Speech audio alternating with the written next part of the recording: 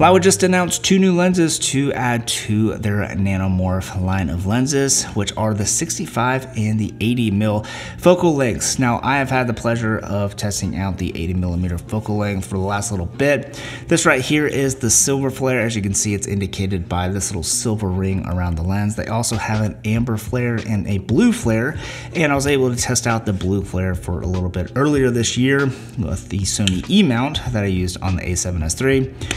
The RF mount that I have on here with the silver flare, I've been using on the red KOMODO-X primarily, and I gotta say, I love the 80mm focal length. I really like the 50mm, but for some reason this 80mm, I just love the characteristics of a more compressed lens, and this 80mm does not disappoint. Now, this is a T2.4 to T16 lens, and it is a 1.5 times anamorphic squeeze, and these are designed for super 35mm sensors. But interestingly enough, this lens on the Sony A7S3 really at 80mm, for some reason, like when you actually de-squeeze it in post, you only have to crop in just a little bit to get rid of the vignetting. So it's pretty neat there. And if you're shooting in like slow motion, like 120p, when you got to do that 1.1 times crop, that vignetting actually like almost disappears, which is pretty interesting. So a little bit wider than like, you know, crop sensor, like 1.5 times crop sensor cameras. Even on the red KOMODO-X, which is closer to like a 1.33 times, like more of like an APS-H sensor, you don't get any vignetting on that sensor. So although it says it's super 35mm sensor, you're getting a little bit wider field of view than what you typically think of like a crop sensor camera if you're coming from the DSLR or mirrorless world. Is anybody coming from the DSLR world anymore? So what makes these nanomorph lenses so special?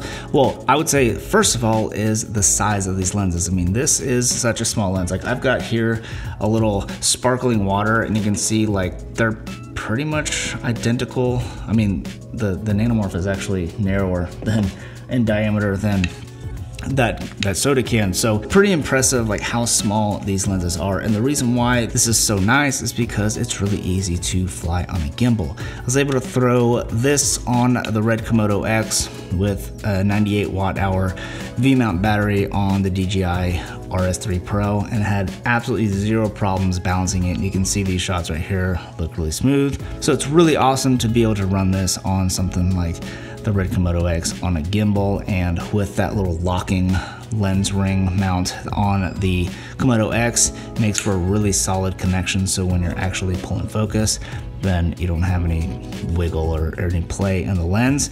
That said, the lens here, the focus ring is nice and dampened. It could be a little bit tighter, but it's not bad. And the iris ring is definitely much looser.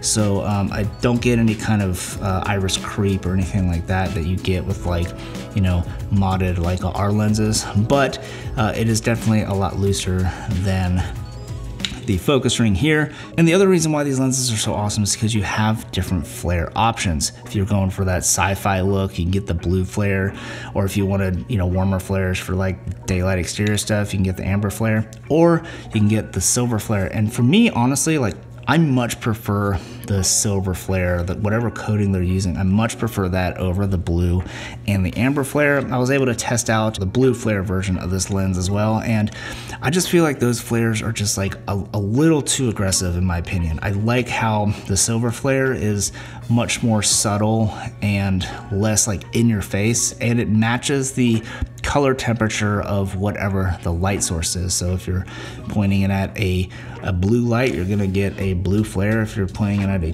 tungsten light, you're gonna get a more of a tungsten color flare. So I love that there are different options, because, you know, for sci-fi type stuff, like that really aggressive blue flare is something that you may want to have in your footage, but for me, I like the subtlety of the silver flare. Now, just like the 50mm lens version of this lens that I tested before, you do still get a little bit of pincushion distortion on the edges, but I mean, if it's consistent along all the lenses, that means you just will get a consistent look among the set of lenses. And then what you also get is those iconic oval bokeh that you come to expect from anamorphic lenses. And because this is an 80mm lens, it's gonna be a little bit more compressed, thus a little bit easier to achieve some of that background blur than say on the 27mm version of this lens.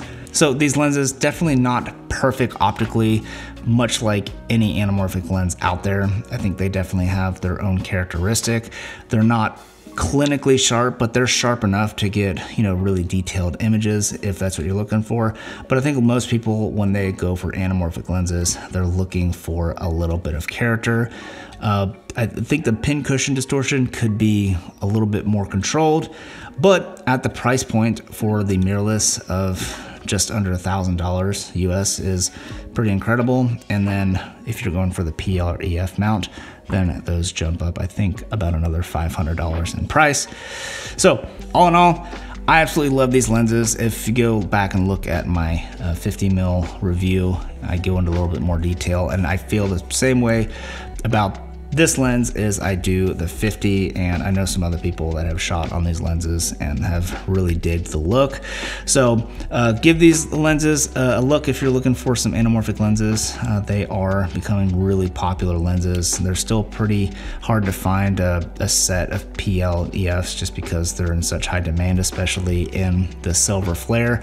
So if you are on the hunt, definitely consider adding this to your collection, and consider renting these lenses before you purchase them, because I think rental houses are going to carry these lenses, or maybe you find them on Share Grid or something, to see if they actually do fit your needs for your production and your style and all that stuff. But that's pretty much all I have for this video. I know it's a relatively quick one and it's kind of all over the place, but super busy, so just trying to get this out here for y'all. Thank you, Laowa, for sending this out. Now I've got to package this up and send it back to you guys, so be on the lookout for this. Thanks for watching, and I'll catch you in the next one. Peace.